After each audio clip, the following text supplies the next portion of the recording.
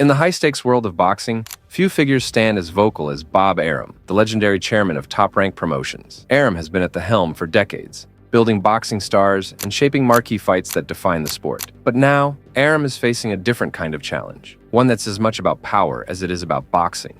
His opponent? Turki Alalshikh, the head of Saudi Arabia's General Entertainment Authority, who has rapidly become a disruptor with serious influence and deep pockets. Together, they're clashing over how the future of boxing should look and, maybe more importantly, who gets to control it. At the heart of their conflict is a classic power struggle between the traditional and the new, and it all started with a move by Alalshikh that many promoters saw as crossing the line. Alalshikh has reportedly been reaching out directly to fighters, bypassing promoters, and ignoring long-standing norms in the boxing world. One high-profile example? Top Rank's heavyweight sensation, Jared Big Baby Anderson. Arum had big plans for Anderson, intending to build him up as a headline fighter. Anderson was supposed to be the main event in a hometown fight in Ohio.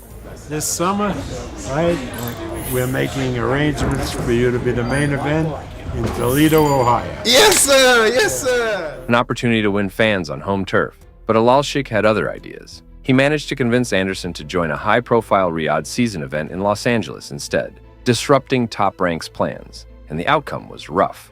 Anderson took a brutal knockout loss to Martin Bakole. Is this the end of Anderson? Martin Bakole has Big Baby bouncing off the ropes, and he's done it! Arum was livid, seeing this as a risky move that seriously harmed Anderson's career trajectory. The loss shook Anderson's appeal as a marketable star, especially as Top Rank is negotiating new deals with ESPN. Arum publicly expressed his frustration, using words like tortious interference to describe Alalshikh's actions, a legal term that in this context means Alalshikh might be crossing into unethical territory by disregarding promoters. But the tension goes beyond Anderson. Earlier this year, Alalshikh allegedly influenced the World Boxing Association, the WBA, to order a mandatory title bout between Japanese superstar Naoya Inoue and Uzbekistan's Murodjon Akhmadaliev. The goal? To bring Inoue into the September 21st Riyadh season event at London's Wembley Stadium. But when Arum got wind of it, he shut it down. Instead, Arum and Inoue's Japanese promoter pivoted, scheduling fights that fit better into Inoue's career plan. This back and forth is a clear example of Alalshikh's sway over boxing's top bodies and Arum's pushback. Then, there's the broadcast battle. Alalshikh wanted the October 12th Riyadh season card, featuring a massive light heavyweight title fight between Artur Beterbiev and Dmitry Bivol, to air as a pay-per-view in the US, which would mean extra costs for fans. Arum wasn't having it. He insisted on keeping the fight on ESPN Plus without any additional fees, sticking to Top Rank's promise of accessible fights. The result was a compromise. The undercard went to pay-per-view on DAZN, and the main event aired as a standalone on ESPN Plus. This last-minute decision created issues between the two networks, and in the end, the US pay-per-view numbers were reportedly low.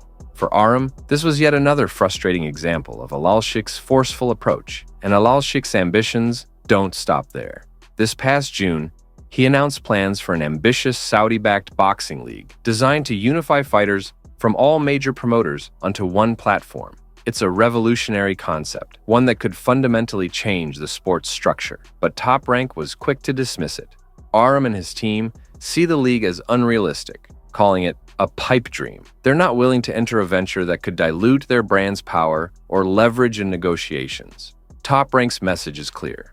They intend to stay independent, fiercely protective of their legacy and reputation. Even as the two remain locked in a power struggle, Top Rank and Riyadh Season entered into a partnership in July, although, according to insiders, it's more of a sponsorship than a true partnership. Riyadh Season's branding appears on Top Rank's promotional materials, but Arum has reportedly instructed his team to downplay the branding at upcoming events. Recent developments may add another twist. At the Future Investment Initiative conference in Riyadh, the head of Saudi Arabia's public investment fund, Yasir Al-Rumayyan, announced a shift. With the global economy in flux and oil revenues slowing, the PIF is planning to scale back its international investments. Since the PIF is the financial force behind Riyadh season events, this shift could significantly limit Alalshikh's ability to fund large-scale international future of boxing. This dispute between Arum and Alalshikh represents more than just a personal conflict. It's a fundamental clash between old-school, traditional promotion and a bold new vision for a global boxing market centered around Saudi Arabia.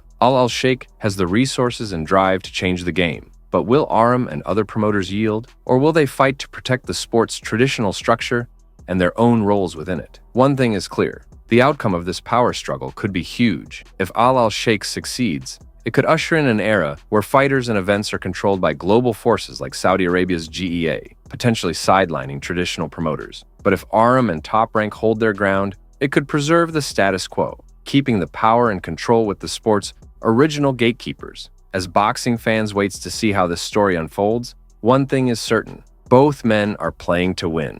Who will emerge victorious in this battle? Only time will tell. Thanks for watching. For more updates and insights into the world of boxing, don't forget to subscribe and join the conversation in the comments. We'll see you next time.